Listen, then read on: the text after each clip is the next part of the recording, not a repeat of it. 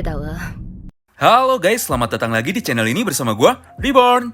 Buat yang baru gabung jangan lupa dibantu like dan di subscribe ya. Baru-baru ini fandom Tokyo Revengers kembali dibuat gempar akibat kejadian tragis yang harus menimpa karakter favorit dari para penggemarnya.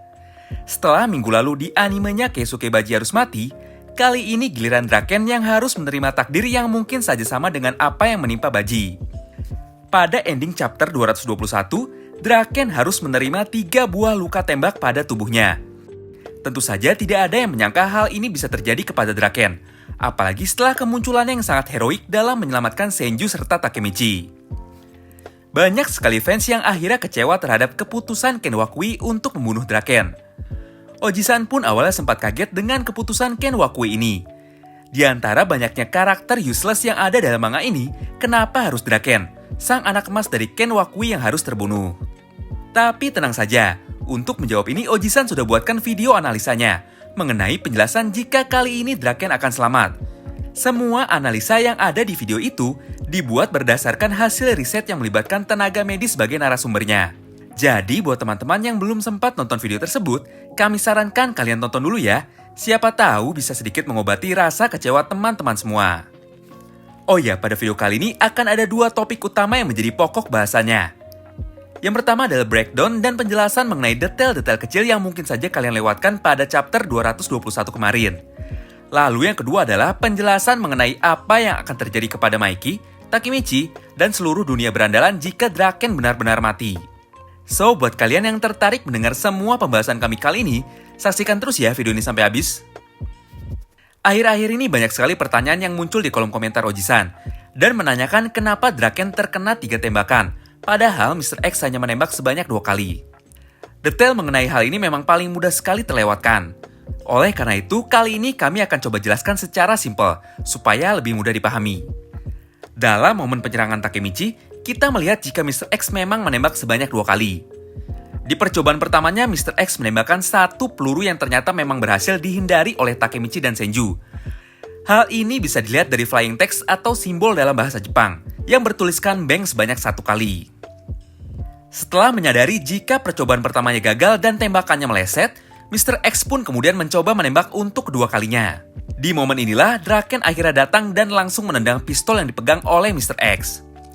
Namun sayangnya sebelum Draken berhasil menendang pistol tersebut, Mr. X sudah lebih dahulu menembakkan pistolnya sebanyak 3 kali di percobaan kedua ini. Hal ini bisa dilihat dari flying text atau simbol yang bertuliskan bang sebanyak 3 kali. Jadi kesimpulannya, semua peluru yang bersarang di tubuh Draken berasal dari pistol yang ditembakkan oleh Mr. X sebanyak 3 kali, bukan berasal dari sniper ataupun orang lain yang bersembunyi di area tersebut. Lalu detail kedua adalah lokasi penthouse yang menjadi kantor dari geng Kantomanji, di mana di momen ini kita diperlihatkan interaksi antara Maiki dan Kokonoi. Di momen ini juga, Kokonoi terlihat sedang sibuk dengan pekerjaannya, sementara Maiki terlihat hanya berdiri menemani Kokonoi sambil memandangi hujan. Hebatnya, hanya dalam 2 tahun ini, Maiki dan Koko berhasil membuat geng Kantomanji menjadi geng yang sangat besar, sekaligus geng yang paling ditakuti di antara ketiga geng terkuat penguasa Tokyo lainnya. Hanya dalam waktu singkat, Koko dan Maiki yang awalnya hanya anak sekolahan biasa, akhirnya mampu memiliki kantornya sendiri yang terlihat sangat mewah. Ini sebenarnya hanya detail yang sangat minor sekali, tapi menurut Oji-san ini adalah hal yang sangat menarik. 2 panel ini sudah cukup menunjukkan dan membuktikan kehebatan dari seorang Maiki sebagai pemimpin dan Kokonoi sebagai pengelola bisnis geng Kantomanji. Bagaimana Takemichi bisa menang melawan sebuah geng kuat yang sangat terorganisir seperti ini? Selanjutnya detail ketiga yaitu kemana perginya Haruchio Sanzu. Di awal chapter hanya Maiki dan Kokonoi sajalah karakter dari geng Kantomanji yang sudah dimunculkan. Hal ini sangatlah meresahkan sekali, mengingat tragedi di malam festival Tanabata ini belum terlewati atau belum selesai. Hujan masih terlihat turun sangat deras. Selama Takemichi belum melewati malam festival Tanabata, masih banyak sekali kemungkinan yang akan terjadi pada malam ini.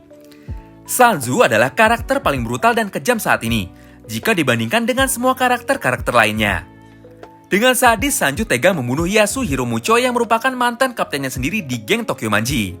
Lebih parahnya lagi, Sanzu tega meninggalkan mayat Mucho di dermaga tua, hingga akhirnya membusuk dan menjadi tulang belulang dalam periode 2 tahun ini. Jika dibandingkan dengan Takeomi ataupun Hanma, Sanzu adalah ancaman terbesar yang ada di dalam manga ini. Tidak ada yang lebih menakutkan dibandingkan dengan seorang berandalan psikopat yang membawa katana dan pistol kemana-mana. Ditambah adiksinya terhadap obat-obatan yang semakin merusak moralitas dari seorang Haruchio Sanzu. Kini kita masuk ke pembahasan kedua, mengenai apa yang akan terjadi terhadap Takemichi, Maiki, dan juga dunia berandalan jika Draken benar-benar mati. Yang pertama sudah jelas jika Maiki akan kembali marah kepada Takemichi.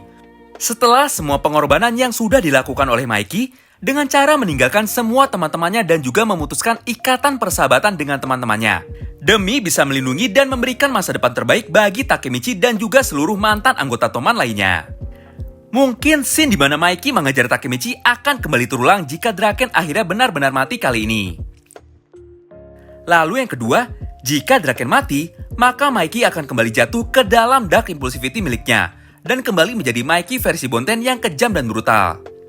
Setelah kematian Shinichiro Sano, Baji, dan Ema Sano, saat ini hanya Draken sajalah satu-satunya harapan yang mampu menjaga Maiki tetap waras. Draken jugalah satu-satunya orang selain Takemichi yang mampu menyadarkan Maiki. Seperti yang kita ketahui, jika Draken sejatinya adalah hati dari Maiki. Tanpa Draken, Maiki hanyalah sebuah wadah kosong yang hanya bisa berkelahi saja tanpa memikirkan dampak dari semua tindakannya. Selanjutnya yang ketiga, jika Draken benar-benar mati, maka tidak akan ada lagi sosok petarung tangguh yang bisa membantu Takemichi. Apalagi kedepannya pertarungan besar akan kembali terjadi antara ketiga geng terkuat penguasa Tokyo.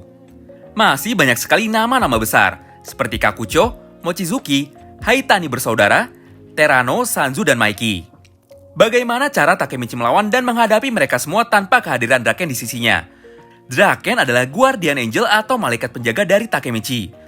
Tanpa Draken, maka manga Tokyo Revengers ini akan menjadi hambar dan kehilangan nilai rasionalitasnya. Masa iya Takemichi yang sama sekali nggak bisa berkelahi bisa menang melawan semua orang kuat hanya dengan modal no jutsu saja?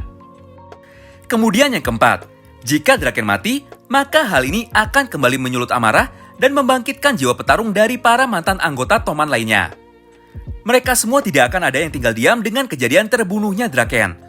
Sudah pasti mereka semua akan kembali terjun ke dunia berandalan demi bisa mengabulkan permintaan terakhir dari Draken, yaitu untuk menyadarkan Maiki dan membawa Maiki kembali ke jalan yang benar. Mungkin satu-satunya hal positif dari kematian Draken adalah kembalinya geng Tokyo Manji ke dalam dunia berandalan. Pertarungan antara 3 geng terkuat di Tokyo pun akan berubah menjadi pertarungan 4 geng terkuat di Tokyo. Ya, walaupun semua hal ini sangat mustahil terjadi, mengingat semua mantan anggota Toman sudah tidak ada yang peduli lagi terhadap Maiki dan kehidupan di dunia berandalan. Dan terakhir yang kelima, jika Draken mati, maka keseimbangan di dunia berandalan akan hancur. Kematian Draken akan memicu amarah dari Maiki dan membuat Maiki menjadikan Rokuhara Tandai serta Terano Sousu sebagai target utamanya.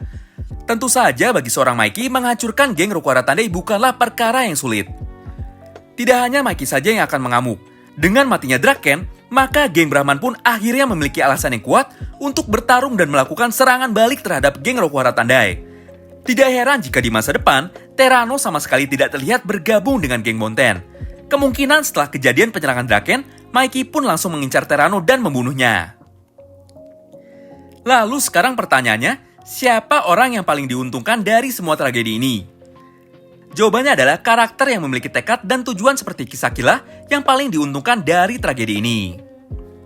Dengan terluka atau matinya Draken, maka kondisi mental Maiki pun akan semakin rusak. Dengan begitu, tujuan untuk mengendalikan atau memanfaatkan Maiki pun akan lebih mudah.